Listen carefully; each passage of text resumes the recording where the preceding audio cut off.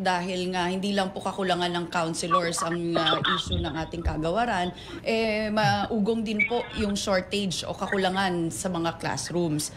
At nitong nakaraan nga pong 2025 budget, nagkaroon din po ng issue sa budget cuts mula sa inyong kagawaran. Ngayon pong upcoming budget, ano po yung mga akbang o paghahanda o ano po yung sa inyo po preparasyon para dito na, para hindi na maiwasan nito at matugunan na talaga yung pangangailangan ng kagawaran para sa mga estudyante at mga guro natin?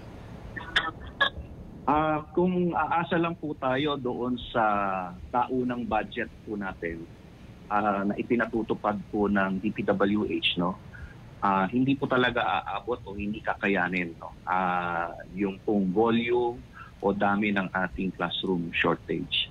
So ang ginagawa po natin ngayon, i-introduce po tayo ng mga innovation. Isa po sa innovation na nakikita po natin ngayon ay yung programang public-private partnership.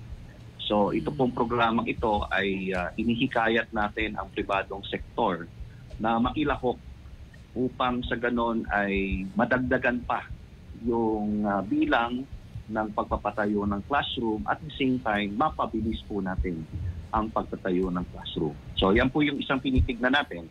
And second, hinihikayat din natin yung ating mga local government units na may kakayanan na makapagpagawa ng ating ng mga silid-aralan sa kanilang mga lugar.